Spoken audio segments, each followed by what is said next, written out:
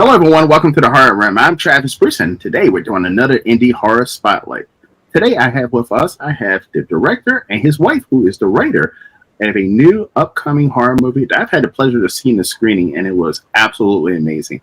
And it's called ADZE, the African Vampire. I have with us director John Drosy and his lovely wife, Benny Drosy. Pleasure to meet you guys. Hey, great to be here.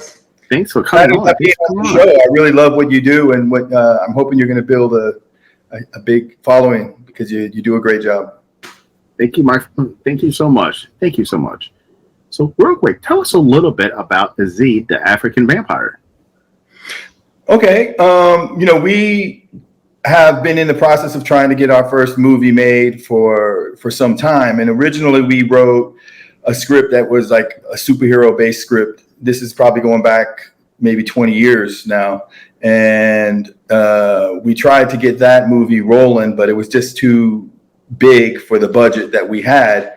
So we decided to stream it down and make something that we could actually shoot and do a good job with. So we looked at different genres. We decided to go with horror, and I wanted to do something that was really based on mythology because I'm fascinated by mythology, and a lot of people I know are on different cultural mythologies, and I hadn't seen a lot being done with the African side of that. And my wife is Nigerian born, so she comes from a background of Africa, so she knows a lot of the African mythology, and so we decided to go with that. And I wanted to add some low-level VFX in there to kind of separate our movie a little bit from a lot of the real low-budget or no-budget indie stuff that's being done. And so I found a creature that turns into a firefly instead of a bat, and it made it a lot easier to deal with the VFX because that was something I could do with bats and fireflies and stuff like that. But I don't know if Benny wants to tell you a little bit about the idea of the actually, it's you call it ADZE. ADZE? It's ADZE. ADZE. ADZE. ADZE. Yes. ADZE. It's this concept came from him, and of course, I have never heard of ADZE until he brought it up, and I had to listen. I mean, I am familiar with some of the other mythical creatures from African mythology, but that was one like, whoa. When he said this is something that it's a creature, a mythical creature that, like European vampires, typically they can shift in from human to bats. And this, like something that can transform into a firefly. So I was like, oh, that's cool. And he said, I can probably do the CGI, right? VFX, yeah, CGI. VFX, okay. So I was like, okay, let's run with that. We thought it was an interesting concept, and I think African mythology is one that's not really out there as much as what I mean. Like we are familiar with European vampires and all the other vampires from other cultures, and I thought that was a really great idea for us to work on that. One of the funny things that I found when we started this concept was from a lot of other filmmakers and a lot of other people in the industry that we talked to, the first thing out of their mouth was, what is an African vampire doing in Georgia, United States? And that kind of hit us for a while. We were perplexed by it for a minute. And then all of a sudden the realization came to me that European vampires are here in the United States, and nobody questions that. Yeah. Nobody said, what is a Transylvanian vampire doing in the United States? Right. So it kind of became one of the little more humorous parts of the movie, if you remember, if you were watching it, when Jack asked that of the professor, and the professor's response is just, just like a European vampire. There's no boundaries. Why should exactly. But if you're African vampire, for all places in the United States to go, you would go to Atlanta. I mean, that's the mecca of African Americans in this country. Right. But it's such a unique idea. So I have a whole list of different movie ideas, right? That I would never make a movie myself, but if somebody asked me, what's a good movie idea? And a African or a Black vampire story has always been on my list. It's something that I have. I mean, Vampire in Brooklyn, but it was something that you have not, that I haven't seen. And this movie had a very unique idea and concept. Plus, it also used a little bit of a found footage YouTuber aspect to it as well. Yeah, it's kind of like a hybrid, more cinematic shot and then shot found footage. Originally, it was going to all be shot found footage, and the DP came in and he was adamant about, like, I think we should shoot some of it cinematic. And actually, we kind of had some discussions about it. It took a little bit of convincing on his part, but he convinced me that he was probably right. And I actually really enjoyed the way it came out. I like the fact that we do have the cinematic parts, especially like the school scene, where it would be very difficult to shoot a scene like that found footage without it coming across as very cheesy. Like, why is somebody recording this professor giving a lecture in the classroom, you know? Yeah. So I think the blended footage, and I don't know if you noticed, there's actually a moment in the movie where it just transitions to all found footage. It kind of, yeah. So that's, that was definitely a very conscious thing we did to try and do something unique. And, you know, let no good undeed go unpunished, because when you do something like that, it's harder to sell, because people want unfortunately, the people that are buying movies, they just want something that they know. It's hard for them to get behind something that they haven't seen before. So, but we're going to keep fighting the good fight and keep pushing it out there. But we had go ahead. No, but saying that has it been hard to sell it on the point that it's an African vampire movie? No, not that part. The problem is that found footage right now is kind of getting a bad rap, because there's a lot of bad found footage movies being made these days, and then the fact that it's hybrid, that it's not just found footage. So you have like some found footage purists that they just want pure found footage. Yeah. Then you have some people that are just like, we don't want found footage at all. So we're kind of trying to blend the best of both worlds and do something that hopefully people can be entertained by. I mean, really, at the end of the day, that's all we're trying to do. We're not trying to reinvent the wheel. We're not trying to create like this, you know, amazing movie for such a small budget. We're just trying to entertain people, and people can go away and say, I didn't just waste, you know, an hour of my life. Yes. Give it that. But the weird thing about the horror genre, I'm a huge horror fan. The weird thing about the horror genre is, it seems like a lot of filmmakers are afraid to do something new or step outside the norm. Like if you look at the horror genre in a large front, it's most filmmakers go the safe route, you know, mass killer, machete, campsite. So was it tough for you you decide to make a horror movie? Was it a little tough for you to like, hey, listen, I'm going to step outside the box and make something completely new, completely out of norm? Were you a little worried about distributors, you know, maybe pushing back? Well, not so much, because for me, I thought in my mind, I thought, okay, when I watch a movie, all right, what is it that keeps me engaged? And there are a lot of action flicks, and it's just, you know, blow things up, and you're like, okay, I was like, okay, I've had enough. But for me, I thought that we needed to have characters that people could relate to. It was just a building block. When I was writing this script, of course, we collaborated a lot. So we have to have characters that are relatable, and they have to want something. And a lot of horror films, well, not really trying to downplay, you know, like all the creative endeavors that go into putting something out.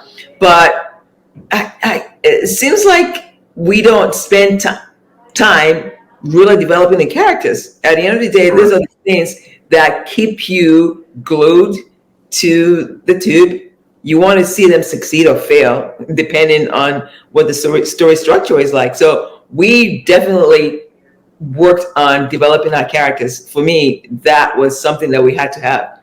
You know, everything else, it wasn't like, you know, like the bloody all the time. I'm not having stuff things are just super gory. I quite frankly, yeah, we kind of went away from that on this one. Our next endeavor, we might be a little more gory. I don't know, but to her point, story. It has to have a story. Yeah. That's the thing that I see missing in a lot of low budget horror films, in particular, is that even in some of the bigger budget ones, unfortunately, they don't really have a story. Yeah.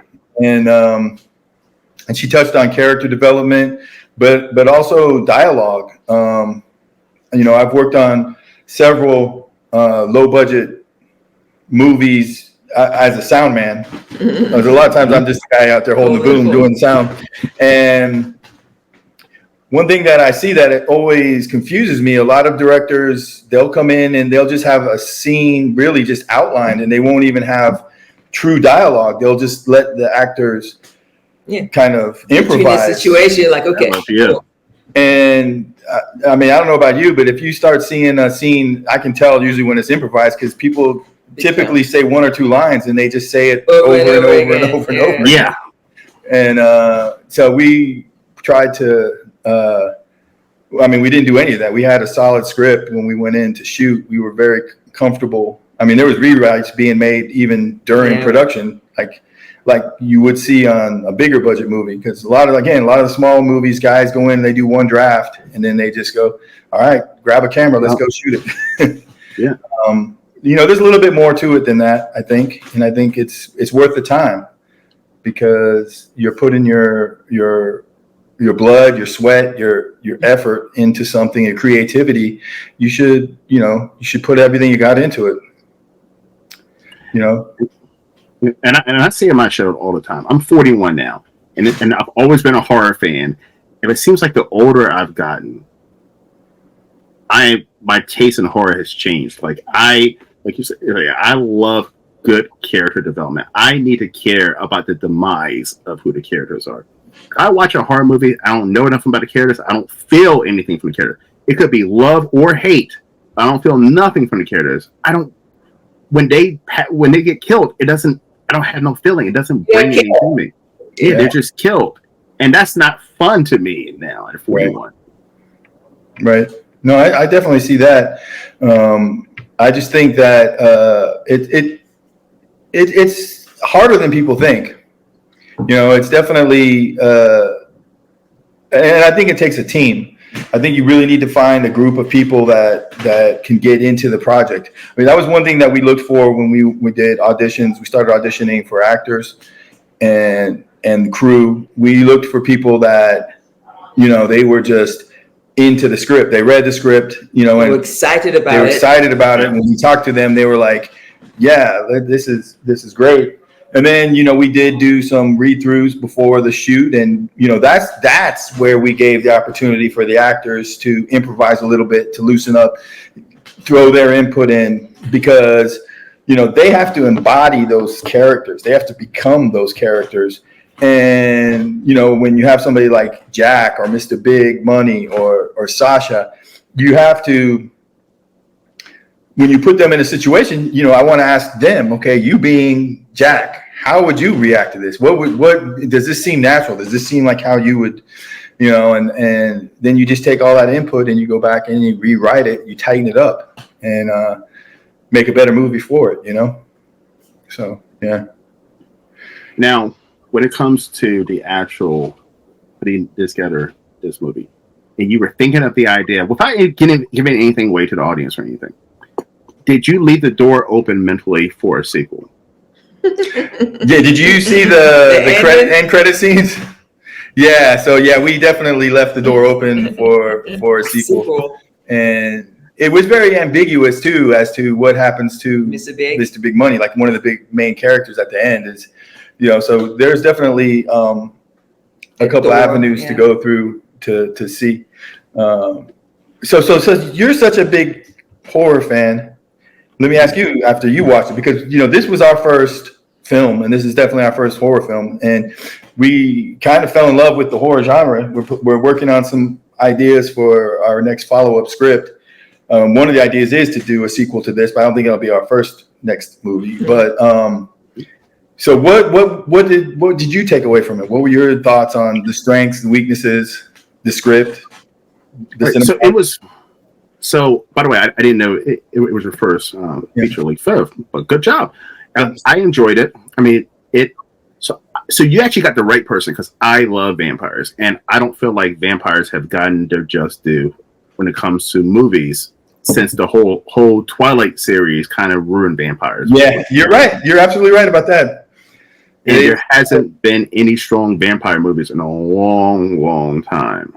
So I enjoyed it. I'm a vampire fan. And also, too, I'm Black. I'm African American. So, like, and I've spent time in Africa as well, throughout 3 different African countries. So, like, that was also amazing to see that perspective. So I definitely thought it was creative. I thought it was fun. And kudos on it being your first movie. Thank you. Thank you. Thank you. Thank you. Yeah, I everything that you spoke on, I just think that that's very underrepresented in the marketplace. You know, I'm a white guy. I'm the most represented person, you know, people in the industry, especially in the directors, because if you look at the Directors Guild, you know, there's very few females and there's very few minorities. And that needs to change, because I mean, quite frankly, the singular perspective on story that's been told for so long is just played out and is boring. Yes. We need different twists. We need different turns. We need your ideas, man. You were just saying you got a whole book of ideas. Whole book ideas. Hey, let me tell you, there's people out there that know the technical side of making movies. They just want to have a creative partner to partner up with, and that's you, man. You just jump in there and start, you know, bringing your ideas, and you know, if you, the best thing I would say is learn to write a script, because partner with somebody who loves to write. Yeah, I mean that's the thing is, I tell everybody that wants to do anything in life, whatever it is, learn how to do it. It doesn't mean you're going to be stuck doing that the rest of your life. Yeah, but, you know, learn how to do it before you hire somebody to do it, so you can you know, give better direction, and you can know what's possible and what's not possible within the confines of what you're working with. I totally agree. Yeah. So, you know, and the other thing I would say is hire professional actors. That's another thing I don't see on a lot of low budget films. And you notice I said the word hire, which means pay them. Yes. And don't expect your friends to jump in there. But so listen, I'm gonna get so much shit from what I'm about to say. I see a lot of indie horror movies right now today, and they don't hire professional actors, actresses. They hire porn stars, strippers, and OnlyFans.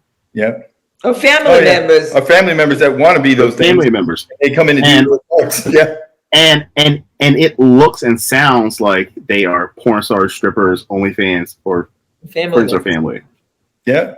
I mean, it's one thing for you to have a script where there is a character that's flushed out and developed. It's another thing for an actor to take the time to embody a character that says those lines. Because, you know, we spent a lot of times auditioning actors, and, you know, you could tell the guys that prepared for the audition, they were the character. You know, they came in and they were the character. Here's a fun fact about the movie. So the guy that played Adam, you know, in the school scene, the guy that was like the teacher's assistant. Yes. So he originally read for the part of Jack. Which is one of the main. We're like, yes, that's it. And he auditioned great. We loved him. We were like, yeah, this is going to be the guy. And then a last minute audition came in with Brandon, who ended up playing Jack, and he just killed it. And I was like, ooh. So the part of Jack went to him. Now, the part of Adam was originally an elderly African man who was just very stoic. He played the role very stoic. Like, you know, when he has that altercation with the students and takes her phone and stuff. Really stern. Mm-hmm. Or stern and stoic, not the playfulness that Adam Tate, the guy who played Adam, brought to the role. And Tate really just created that character of Adam, and to me it made that scene, because I was really struggling with that particular scene, because I don't like scenes that just kind of drag. There has to be some kind of something that interests you, and a person with that personality and that kind of humor, to me, it just made the scene. Yeah. Between that and the professor. Again, did you know she was the professor in the? Yeah, I did. Yeah. Now, John, I'm gonna tell you something funny. Okay. So when you messaged me, I didn't look at your Facebook profile. I rarely do look at people's Facebook profile. I look what your project is, and then I do research on your project before the interview. When you hopped on, I thought you were going to be a black guy. I've got that in the past. Yeah. That's I was like, wow, okay. I was like, okay. Hey, that's a good thing, because you know what? That's how it should be. It shouldn't be where I'm automatically identify or have, conceived ideas about what somebody is or what somebody's going to bring. Yeah. And I mean, we worked with a predominantly African American cast and crew on this. African. We have one. And our daughters are biracial. They're very. We have a daughter that's very much in the industry, in the behind the scenes side. She's living out in LA now. Actually, she's flying in Saturday. Mm-hmm. She's got a job back here in Atlanta. But nice. Yeah, that's a tough business to be in, but that's the road she wanted to go. She's actually the one that pushed us to finally get this movie made, because she did her first short and put it in some film festivals, and it did well. And that kind of pushed us. And when we told her we were going to do it, she didn't believe we'd ever get it done, because we'd started several movies in the past. We've done this. My background is in sound and music. Actually, I do music for production libraries, so like TV and film, like background music. Mm-hmm. Yeah, so that's how I was making my living before diving into actually producing movies. And just like in the film business, the music business is just become very overrun. There's just so many people doing music, so many people making movies now. It's hard to make a living doing it. So you have to become very quick and very proficient at what you do.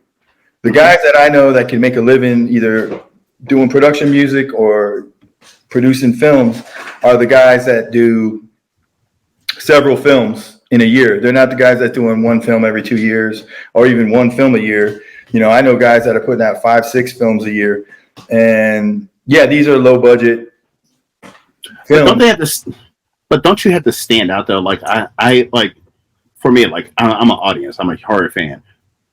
If you ask me, like, Travis, will you go into Tubi or Amazon? How do you select your indie horror movie?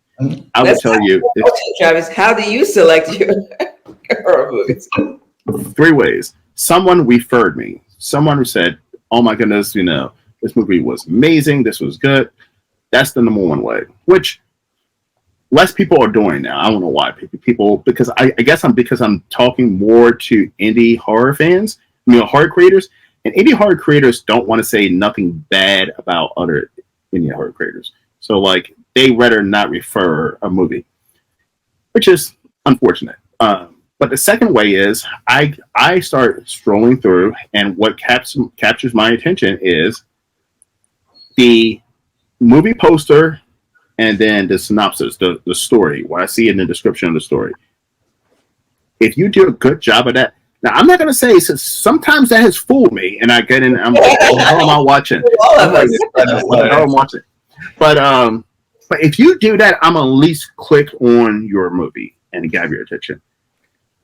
The third way is by some kind of way the actual filmmaker is out there. And I am a part of a lot of the indie filmmaker horror groups on social media, and the ones who are constantly promoting advertising. I call it the Terrifier a method, because the Terrifier guys were at every single horror convention. With that first movie, they were at every single horror convention. I go to all of them throughout the whole entire country. Terrifier. And then finally, after the 6th time, I was like, what is Terrifier? I have to go see Terrifier. I'm curious what this is. And it was just a good strategy. Just keep putting your project in people's faces. And eventually, people are going to watch. And then hopefully it goes back to people will refer with your movie.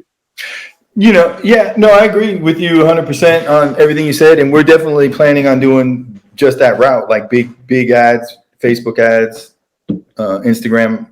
As soon as we know, getting out to the festivals or in the different conferences. It's just a matter of we got to get on some of the platforms. So we need to direct people to. And again, it's more difficult to get on platforms now because of the gluttony of films that are out there. And unfortunately, in the African American marketplace is just saturated with a particular kind of film. And I think that film does a disservice to Black filmmakers that are trying to make something that's a cut above, because it's just so prevalent out there. It's also the Tubi films, But at the same time, like, it's kind of weird because African Americans in the country love those movies, and I watch those movies. Listen, I watch the movies, and I'm like, "What the fuck is this?" Like, it is so fucking. What did we just do? But if you're a black person, and if you're a black person who's somewhat intelligent, you realize how insulting those movies are. Because and people ask me, a lot of other filmmakers make fun of that and downplay it, and that's not what I'm saying at all. Because I always tell people, there wouldn't be being so many of them made if there wasn't an audience for it. There's people watching. People are definitely, yes. What I'm saying is that it's clogging up the system where other films struggle to get in because there's so many of those films being made, and the machine slows down. So I come from an industry in music where I'm used to the hurry up and wait. It's like you write an album of songs, you pitch it to a music library, and then you wait, and then it might be a month, and you hear back, and they finally say, "Okay, yeah, we're going to take your album." You sign all the contracts. They take your album. 6 months. It might be 6 months. It might be a year before your album ever actually comes out. Then your album comes out, and now it's in the library, and you're still waiting for TV shows to pick it up and then use it. So then TV shows use it, and you see it, and which is cool. You see your music on TV or ESPN. Yeah, ESPN, who doesn't pay, but that's a whole other story. Oh. And then you have to wait, because the payout from BMI is, it runs like 3 quarters behind. So you're waiting another 9 months till you actually see the payment that you got for that. And the movie industry is kind of the same way. You make a film, and if you just sit there, and so what I learned from the music side of it is, you do that first album, you get it into the process, but then you get right back to work making another album. You don't just sit there and wait. Because the first time I did it, I made an album, and then you just sit there and you're just like, yes, my album. Come on, do more. And all that time's wasted, and then eventually it does something, and you start getting paid, and then. But all that time you wasted, I could have had another album that's already done and it's already in the pipeline that's coming out right behind it. So that's how we kind of are trying to approach the film industry the same way. We have this first movie out. We did end up going with it's an aggregator called Film Hub. I don't know if you've heard of Film Hub. Mm-hmm. So we're on Film Hub now. We had spoken to a couple of distributors and a couple of sales agents. We had hoped would want to pick it up, but it just wasn't the right fit. I think a lot of it was the found footage stuff.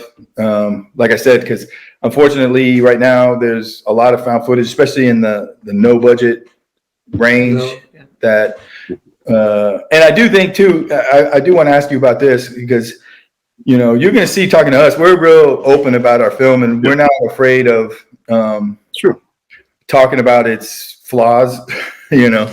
I do think that the open was a little slow burn, like the very first part where he's kind of at the train trestle talking about the, that part where he's kind of talking about the Bloody Bill. Yeah, kind of showing his YouTube channel what it was. That was fun. That's okay. That's so good. I thought it was fine. Yeah, I thought it was fine. Now I'm going to tell you something right now. Your movie will kill it on Tubi. Going back to the black audience, the black audience would watch this movie. I don't know about the white audience. I don't know if anybody racist, but the black audience on Tubi. I think a white audience would watch it. It's a universal story. Yeah. it does touch on race a little bit because, you know, it's kind of like the flip of what you typically see where there's a bunch of white guys and one African-American person in there. It's the opposite. You have a group of African-Americans and there's one white guy kind of thrown into the bunch. But we don't care who watches it as long as they all watch. I think it'll be successful. I mean, I think it will do successful on Tubi. I think this movie, your movie, would fit right in to that Tubi market, and that demographic. Good, because like I see what movies are successful on Tubi. I'm pretty sure you do as well. Yeah. And I'm into Tubi groups also. So like I don't know if you guys have joined into Tubi groups, movie groups. But I can see what people are watching and what the demographic and what people are watching, and people would love your movie. Oh, thank you. Yeah, we're going to reach out to that. You know, that's what we're pushing for right now is getting on Tubi. That's our next big thing. You know, it's kind of funny in the filmmaker side, everybody's kind of echelon is Netflix. Everybody's pushing for, I got to get on Netflix when they're buying gear. Netflix approved gear, and you know, Netflix is not the end all be all. Again, I think it's more of just a status thing. They want to have that status to say that my film is on Netflix. You know, even a lot of the actors that we work with, they're like, "Hey, come on, you got to push for it on Netflix. You got to push for get it on Netflix." I'm like, "No, you know, wherever it comes out, we're good. You know, we just want to push as many people to see it, and this is our first movie, and we're gonna make another movie, and we're gonna make another movie, and you know, we're gonna learn. We learned a lot on this movie. Oh, here's another fun behind the scenes thing.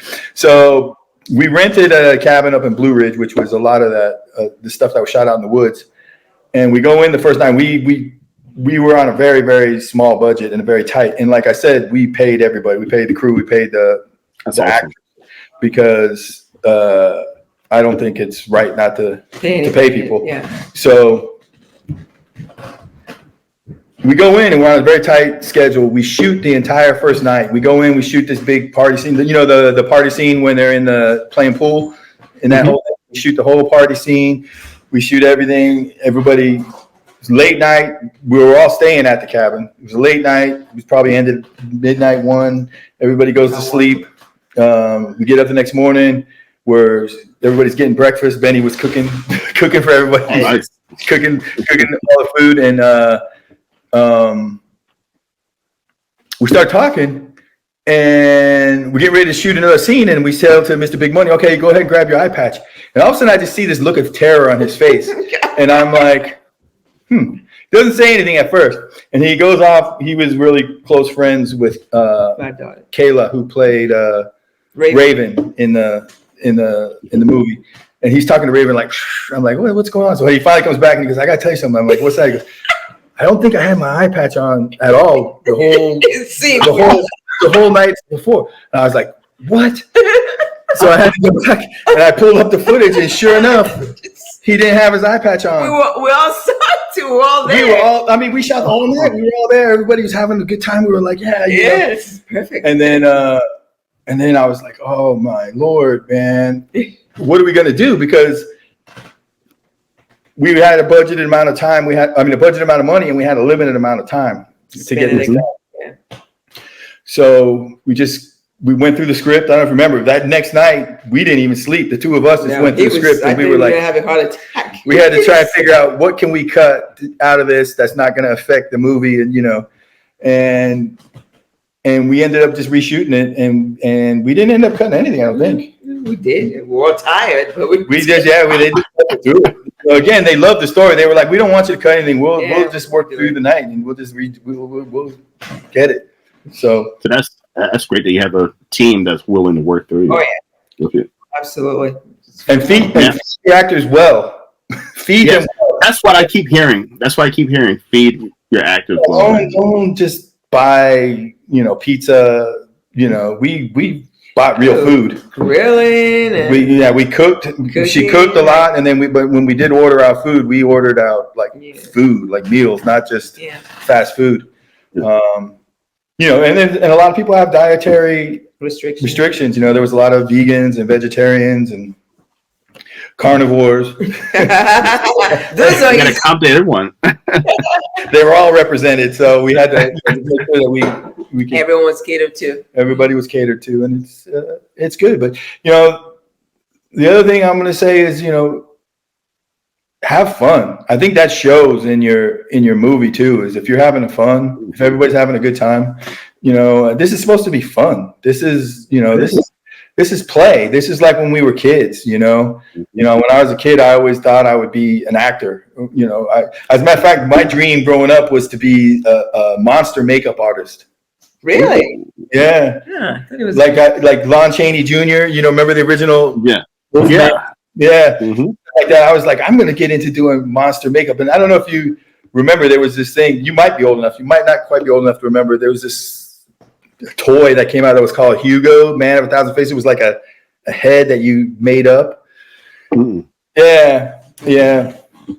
And so. That sounds like fun. I wish I had that. Yeah. But it's funny, like when you're a kid, you have all these dreams and it seems like play. But then as you become an adult and you start getting into it, it becomes work and it becomes stress.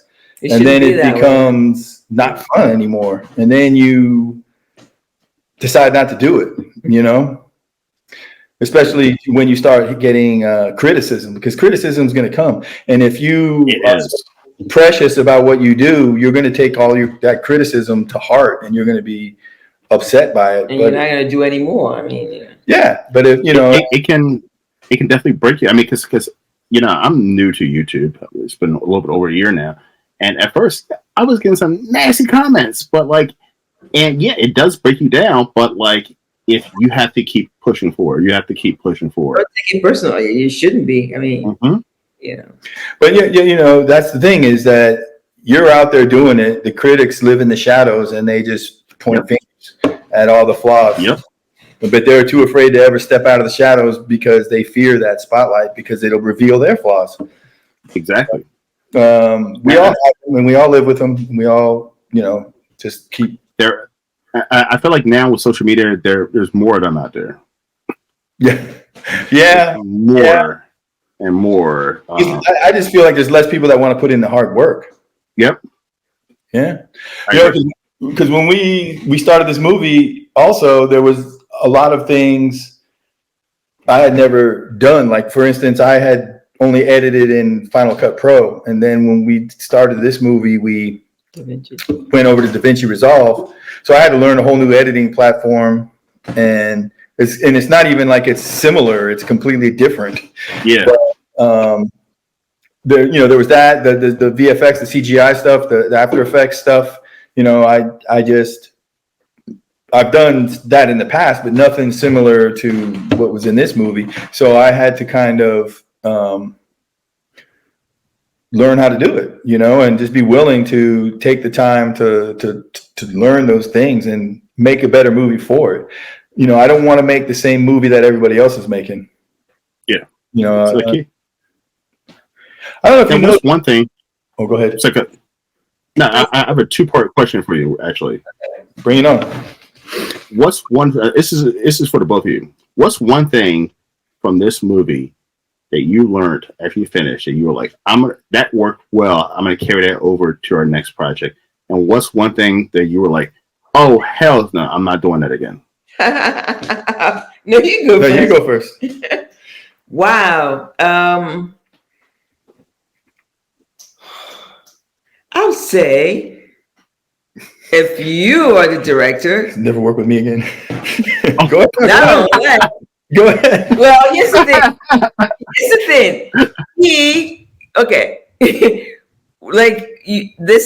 This was our first project. I think sometimes we could be a little bit more prepared. Like, have those shots, have an idea of this. Mm-hmm. This is what I want.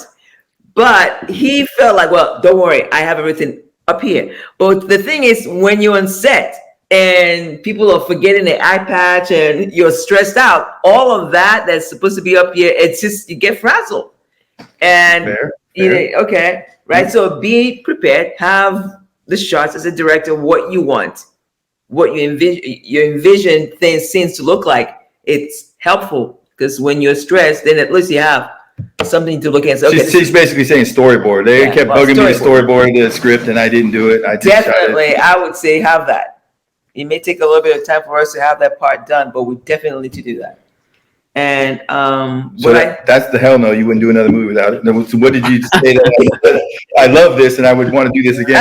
I enjoy just working together, having a team that really, it's like they're invested. They care. It's like working with your family members. They really care about the project.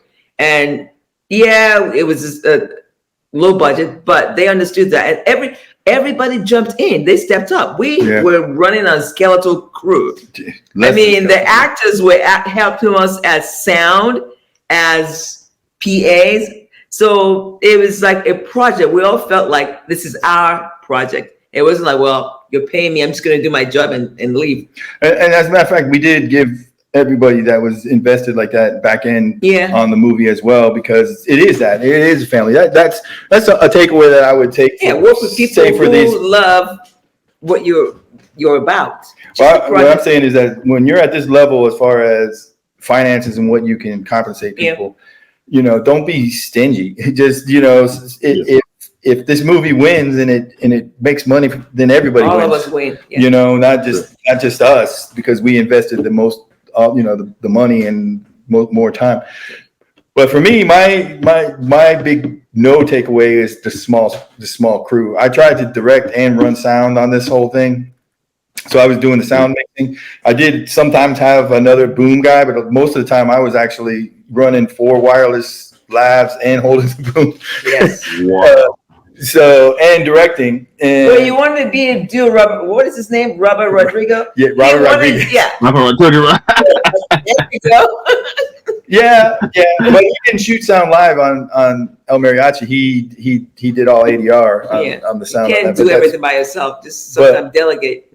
But no, the budget just kind of restricted us from having a bigger crew. So I would say hire, make sure you have at least it was pretty much me and a DP and one PA that was there for the whole thing. Yeah. That was pretty much it. She did a lot of the set design, the makeup. You did all the makeup too. That's makeup. Right. And the cooking. Had to feed everyone. The cooking too. The most important thing. But so that was my next movie. I'm going to definitely not do that. But and to her point, what I would definitely do again is I would create a project that everybody could be invested in. That people are going to get not just kudos and take away warm fuzzy feelings because they did good work, but also financial gain from it at the end if it's a successful project. I want everybody to win. Yeah, absolutely. That's kind of the dream that I always have of putting together a staple of people that you kind of work with continuously, but everybody's kind of there because of the love of what we're doing. They want to be there. That's definitely important. Yeah. All right, John, Benny, where can everyone find you? Well, Facebook, and I'm not on Instagram very much. He's on Instagram. Yeah. I have an Instagram. It's Hollywood Drosy. So it's just Hollywood and then my last name, Drosy. That's my email. You can email me. I'll definitely be putting some notes in the comments about where you guys can catch this movie. It's called ADZE, the African Vampire. Yeah. I'm sure it's going to be out on Tubi before the end of the year, hopefully sooner than that. We're looking at a bunch of other smaller streaming platforms, but I'm kind of holding off, hoping to be able to land on Tubi before I start pushing out, really trying to get people to go see it, promoting it. Where to find us? I think your page is good enough.